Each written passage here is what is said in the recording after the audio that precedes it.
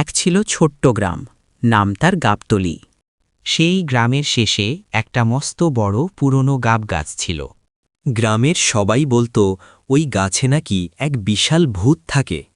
তার চোখ দুটো নাকি ভাটার মতো লাল আর হাতগুলো বাঁশের মতো লম্বা। একদিন রাতে ওই গ্রামের ছোট্ট ছেলে বিটু তার হারানো খেলনা গাড়িটা খুঁজতে খুঁজতে গাবগাছের নিচে চলে গেল। হঠাৎ ফিসফিসানি শব্দ শুনে বিটু উপরে তাকাল। দেখল গাছের ডালে সাদা ধবধবে একটা ছায়া বসে পা দোলাচ্ছে। বিটু ভয় না পেয়ে জিজ্ঞেস করল, কে ওখানে? আমার গাড়িটা কি তুমি নিয়েছ? ছায়াটা নিচে নেমে এলো। দেখা গেল এটা একটা বেশ নাদুস নুদুস ভূত। সে কাঁদো কাঁদো গলায় বলল, আমি তো ভূত। সবাই আমাকে দেখে ভয় পায়, আর তুমি আমাকে বকছ। আমি তোমার গাড়ি নিইনি, আমি তো ওটা দিয়ে খেলছিলাম। বিটু ও ভূতের বন্ধুত্ব।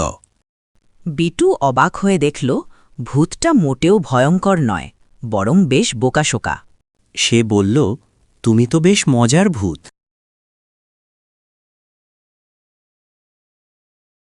ভূতটা বুক ফুলিয়ে বলল, আমার নাম হুমবালা। আমি সবাইকে ভয় দেখাতে চাই, কিন্তু পারি না। আমি হাউমাউ খাউ বলতে গিয়ে হাঁচিকাশি ঘাউ বলে ফেলি, আর সবাই হেসে দেয়। বিটু হেসে লুটোপুটি খেলা। সে বলল, হুমবলা ভাই, ভয় দেখিয়ে কি হবে? চলো আমরা হেলি। মিষ্টি আলুর ভোজ। বিটু তার পকেট থেকে দুটো সেদ্ধ মিষ্টি আলু বের করে হুমবালাকে দিল। হুমবালা তো আগে কখনো আলু খায়নি।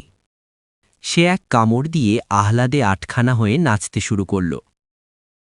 সে বলল, বাহ, মানুষের খাবার তো দারুণ। আমি আর ভয় দেখাব না। আমি রোজ রাতে তোমার সাথে এখানে খেলা করব, আর তুমি আমাকে আলু এনে দেবে। শেষ কথা।